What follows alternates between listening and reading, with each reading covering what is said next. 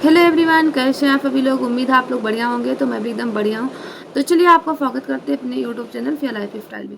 और आज हम बात करेंगे फ्यूनंदनी के ऊपर। जी हाँ, जैसा कि आप लोगों को पता है कि फ्यूनंदनी अपने ससुराल चली गई है और फ्यूनंदनी के ससुराल में फिर से युद्ध छिड़ गया है उसकी सास और उसके पति के बीच में। और उसकी जो सास हैं वो घर छोड़ करके चली गई हैं अपने मायके। जी हाँ, जो फ्यूनंदनी की सास है उनकी समस्या मैं बताती हूँ। फ्यूनंदनी की सास की समस्या ये है, फ्यूनंदनी की सास चाहती हैं कि फ्यूनंदनी के पति घर बनवाए पूरा और अपने छोटे भाइयों की शादी करें और जो शादी में कर्ज इन्होंने लिया था उसको भरे।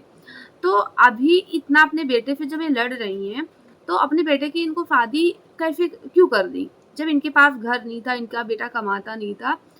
भई आपका बेटा कमाता नहीं है तो आपको अपने बेटे की तो पहले शादी नहीं करनी चाहिए थी। क्या आप ये घुमा-फिरा के कहना चाह रही हैं कि फ्यूनंदनी घर बनवाए? क्या फ्यूनंदनी की अकेले की ज़िम्मेदारी है? जिस तरीके से ये लोग माहौल क्रिएट कर रहे हैं फ्यूनंदनी और फ्यूनंदनी के पति कि फ्यूनंदनी पैसे दे और इनके घर का सारा सिस्टम सही हो, इनका घर वर बन जाए। कहते हैं कि बहू आएगी तो बहू कहाँ रहेगी। तो फ्यूनंदनी भी तो बहू है, वो भी तो उस घर में एडजस्ट कर रही है ना। और आपके दोनों बेटे जिनकी शादी करनी वो भी बाहर कमाते हैं, बाहर काम करते हैं। तो दीवार उठ ही गया है तो अपने अपने कमरे बनाए उसमें रहे। अगर फ्यूनंदनी घर बना देती है, जो फ्यूनंदनी की सास है, क्या फ्यूनंदनी को मानेंगी?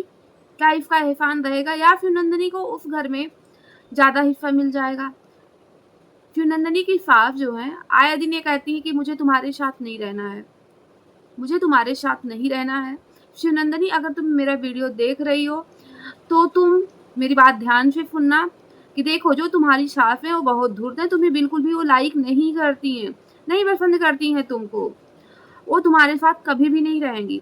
अभी देखो उनके दोनों बेटों की शादी नहीं हुई है, तो वो तुम्हारे साथ रहने को तैयार नहीं है। जब भी झगड़ा करती हैं तो कहती हैं मैं कि तुम्हारे साथ नहीं रहूँगी, मैं अलग रहूँगी। अगर उनके दोनों बेटों की शादी हो जाती है, तो क्या तुम्हारे साथ वो रहेंगी? वो नहीं रहेंगी। जैसे तुम्हारे दोनों देवरों की शादी होगी, तुम्हारी देवरानियाँ आएँगी तुम्हारे घर में सिर्फ़ और सिर्फ़ तुम्हारी साथ बँटवारा करवाएँगी। आज तुम्हारा यूट्यूब अच्छा चल रहा है, तुम्हारे यूट्यूब पे पैसे अच्छे आ रहे हैं, इनकम हो रही है। ज़रूरी नहीं है कल भी तुम्हारे इतने ही व्यूज़ आएँ और तुम इतने ही अच्छे से वीडियो पोस्ट कर पाओ। बहुत ऐसे ब्लॉगर थे जो वीडियो बनाते थे, बहुत अच्छे उनके व्यूज़ आते थे, मिलियंस में उनके व्यूज़ आते थे। आज उनके 5,000 भी व्यूज़ नहीं आते, 1,000 2,000 में सिमट चुके हैं। ऐसे बहुत सारे ब्लॉगर को मैं जानती हूँ। तो अभी तुम्हारे पास जो इनकम हो रही है, तुम अपने पैसे की बचत करो, अपने लिए ज़मीन लो, बाहर जाके घर बनवा लो। गाँव में रह करके कुछ नहीं हो सकता। तुम अपने लिए करो, अपने बच्चों के लिए करो, आने वाले जो तुम्हारी संतानें होंगी तुम उनके लिए करो। और किसी के लिए कुछ भी मत करो, क्योंकि ये जो दुनिया है ना बहुत स्वार्थी है। ये तब तक तुम्हारे साथ है जब तक तुम उनके लिए कर रही हो। तुम अभी इतना कर रही हो, तुम्हारी सास तुमको बिल्कुल भी लाइक नहीं करती है, तुमसे हमेशा लड़ाई झगड़े करती, तुमसे इतनी बदतमीजी से पेश आती हैं, जबकि उनके बेटे किसी लायक नहीं हैं, घर में कुछ नहीं है उनके, फिर भी तुमसे इस तरीके से बात करती है। और कहीं न कहीं उनको तुम्हारे पैसे चाहिए, इसीलिए सारा माहौल एक क्रिएट किया जा रहा है कि तुम घर बनाने के लिए पैसे दे दो। तो फ्यूनंदनी, तुम अपने पैसे बिल्कुल भी इस घर में तो बिल्कुल मत लगाना। तुमको रहने के लिए एक कमरा मिल गया है ना, तुम अपने उस एक कमरे में रहो, लेकिन तुम घर के लिए पैसे मत देना अपना। अगर तुमने घर के लिए पैसे अपने दे दिए, घर बन जाएगा। तुम्हारी सास का जो रवैया है वही रहेगा। क्यों कहते हैं ना कुत्ते की दुम कभी सीधी नहीं होती है, तो तुम्हारी सास भी बिल्कुल कुछ इसी टाइप की है।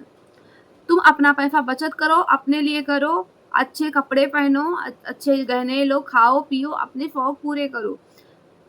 तुम्हारी सास तुमको नहीं पूछ रही है तो क्या तुम्हारी देवरानियां तुमको पूछेंगी? तुमने ही अपने एक वीडियो में बताया था कि तुम्हारी जो सास है, तुम्हारी ननद है, तुम्हारे देवर है, शादी से पहले तुमको सब फोन करते थे।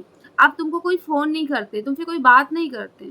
तो सोचो तुम्हारे साथ बाद में क्या होगा जब तुम पूरे पैसे भी अपने लुटा दोगी। अभी तो तुम पैसे नहीं दी हो, तुम्हारे साथ इस तरीके का व्यवहार है। और तुम्हारी जो माँ जी कहती है बिल्कुल सही कहती है, तुम अपने पैसे अपने पति को भी मत दो।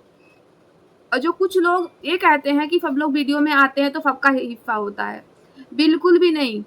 वीडियो में तुम्हारे व्यूज के जितने पैसे यूट्यूब के आते हैं तुम्हारा पैसा।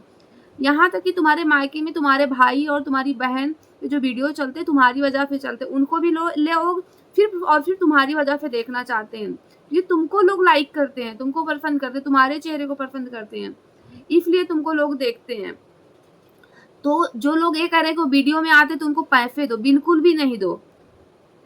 फोन तुम्हारा है, फोन वीडियो तुम शूट करती हो, एडिट तुम करती हो, अपलोड तुम करते हो, फोन का रिचार्ज तुम कराती हो, लोग तुमको लाइक करते हैं। तुम्हारे घर में और भी चैनल है, लेकिन व्यूज सबसे ज्यादा किसके आते हैं? तुम्हारे आते हैं, क्योंकि तुमको लोग देखना चाहते हैं। तो तुम्हारे वीडियो के पैसे पे फिर तुम्हारा हक है, ना कि बाकी लोगों का हक है। तुम अगर नंदनी, अगर तुम अपने वीडियो में आकर बैठ के थोड़ी सी बात भी कर दोगी, तब भी लोग तुम्हारी वीडियो को देखते हैं, तुम्हारी बातों को सुनते हैं। लेकिन अगर तुम्हारी सासू माता आकर के 2 बात कर दे तो लोग उनको लाइक नहीं करते, क्योंकि तुम्हारे चेहरे की यहाँ वैल्यू है।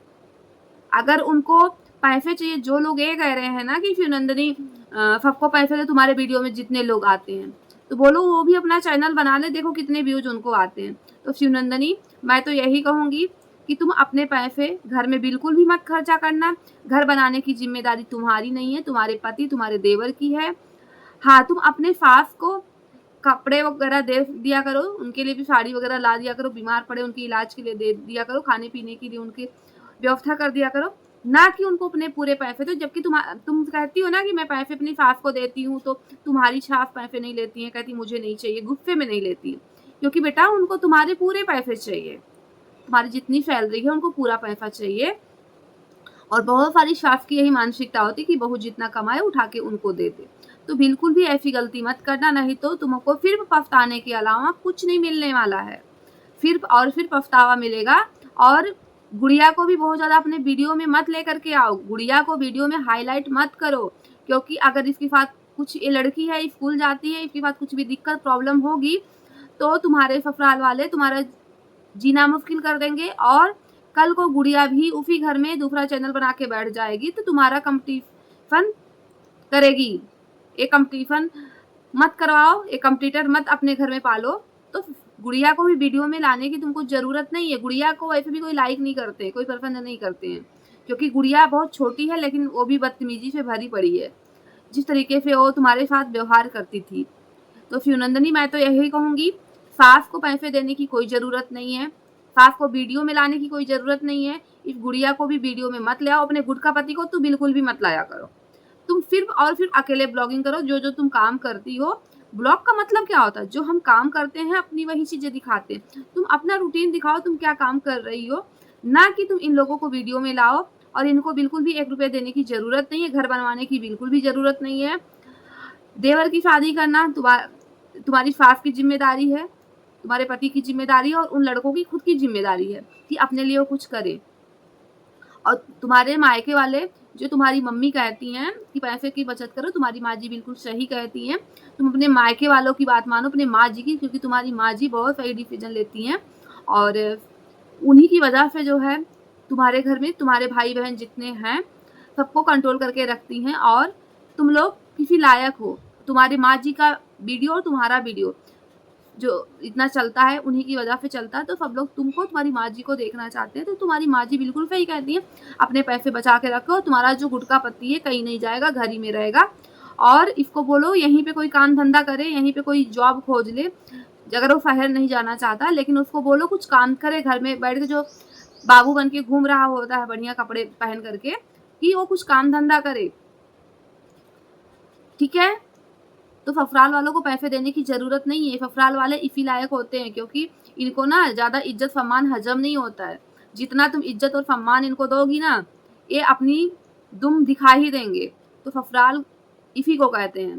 ससुराल वाले ऐसे ही होते, जब तक इनके लिए तुम करोगी तुम बहुत अच्छी हो, लेकिन जिस दिन तुमने करना बंद कर दिया, तुमने अपने बारे में सोच लिया, तो तुम सबसे बड़ी इंसान। वैसे भी तुम बहुत खराब बहू हो परिवार के लिए, तुम अच्छी बहू नहीं हो। तुम्हारी गिनती अच्छी बहू में नहीं होती, तुम्हारी गिनती खराब बहू में ही तुम्हारी सास करती हैं। अगर तुम्हारी गिनती अच्छी बहुओं में होती तो जो रोज रोज ये ड्रामे करती हैं, मायके वालों को बुलाती हैं, वहाँ पे पंचायत बैठवाती हैं, ये चीजें करती ही ना। एक ही बहू घर में है और उसी पे अलग रहने की बात करती, रोज नाटक करती, खाना नहीं खाएंगी, रोना गाना करती रहती हैं, दिन भर ड्रामे फैलाती रहती हैं।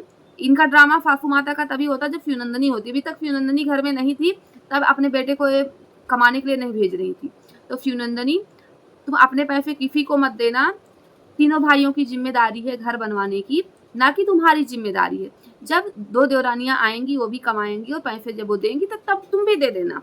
नहीं तो देने की ज़रूरत नहीं है। जो देवरानी होती है, जेठानी होती है, किसी के लिए कुछ भी कर दो, कोई मानने को तैयार नहीं होता है। कोई भी एहसान नहीं मानता है। दुनिया एहसान फरामोश की है।